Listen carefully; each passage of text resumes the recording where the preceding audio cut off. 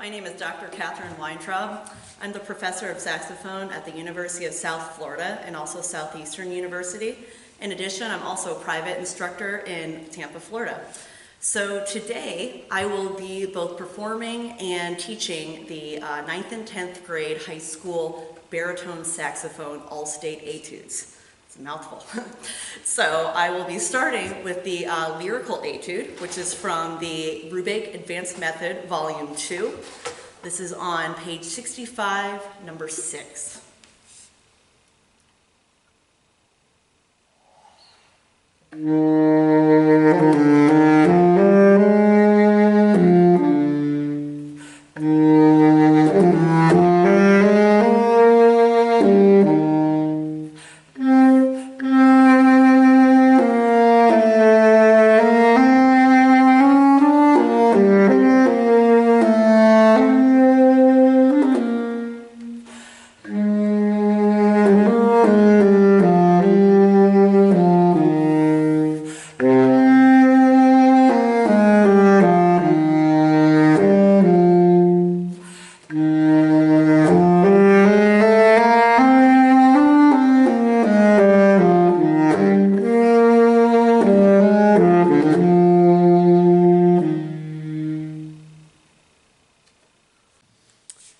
One important thing to keep in mind when learning this etude is to strive for smooth, seamless legato lines, so we don't want to hear any sudden bumps in the sound.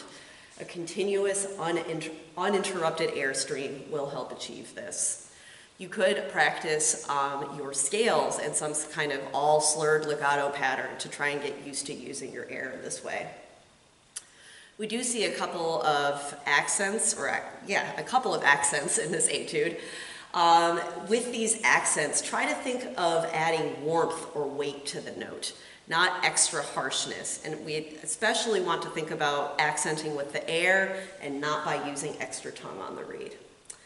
Vibrato can also be a useful tool for bringing out these accents. Not only does it add an expressive element to the etude, but it can also contribute to the warmth and weight that we're looking for in these accented notes. In terms of the ornaments, so the grace notes, first learn the etude without these ornaments and make sure that you're really comfortable playing in time with the metronome. Then once you're comfortable, add them back in with the metronome.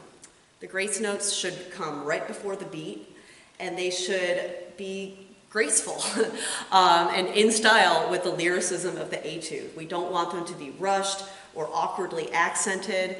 We want them to just be a decoration of the line, but they should not distract from the overall mood of the line. Another tip that I have for these grace notes is that in the first measure, the grace note going to the D, you can use what I call the short D fingering. And that's where you use the palm E flat key to get that D to come out. You hold the C key down. So the first note is a C, and then to get that quick little grace note, you're going to use the second palm key. Lastly, we want to make sure that the notes at the ends of gestures or phrases are gracefully tapered into the rests. So we don't want to hear any sudden cutoffs of the notes. This is supposed to be a very graceful, tender kind of etude. I will now be performing and teaching the technical excerpt for 9th and 10th grade baritone saxophone. This is page 59, number 32, Allegretto.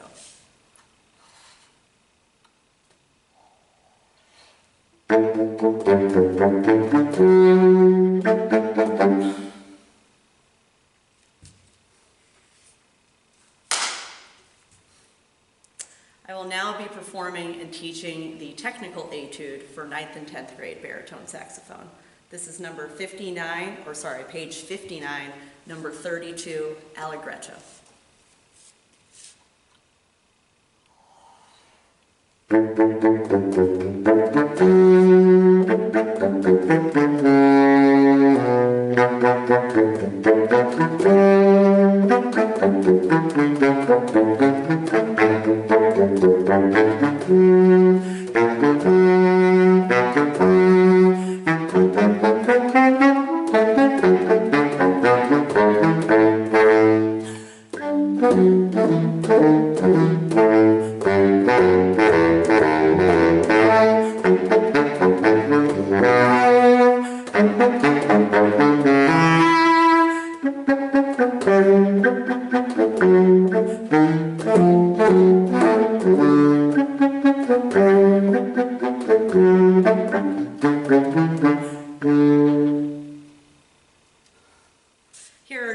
tips and tricks for the technical baritone saxophone etude.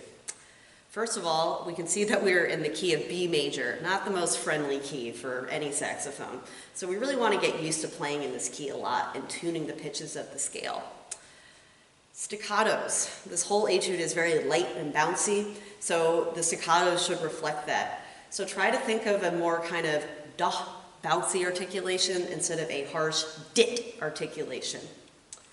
We also see some accents in this etude, and with the accents we want to strive for having a sense of weight or warmth on the note. This is achieved with extra airspeed, but not extra tongue on the reed. As I mentioned in the last etude, vibrato can also help bring out these accents.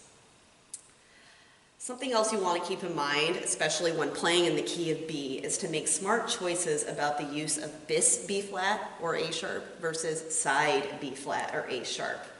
When you're going from A sharp to B natural, we want to always use the side fingering and not the bis fingering. It's just too awkward to try and roll with just your first finger from bis to B natural.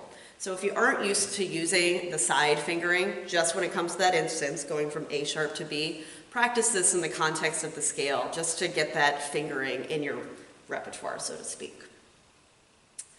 We also want to make sure that there are clear dynamic changes in this etude, especially in the second half when we go from 2 bars piano to 2 bars forte. Really try to exaggerate that. I always say that in auditions, the dynamics, if you're really able to exaggerate and the person listening is actually able to hear your dynamic changes, that's going to be something that really sets you apart. So really try to go for that.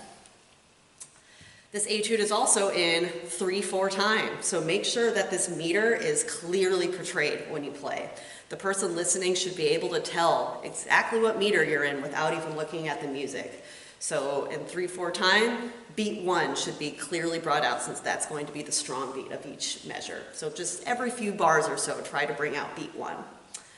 Last but not least, we get some nice accidentals in this etude, so just make sure that they are carrying through the bar where applicable, especially, for instance, on the 4th measure of the 4th line. We get that E sharp carrying through the bar. So these are just some tips on the 9th and 10th grade baritone saxophone Allstate excerpts. I hope this helped. Happy practicing and good luck.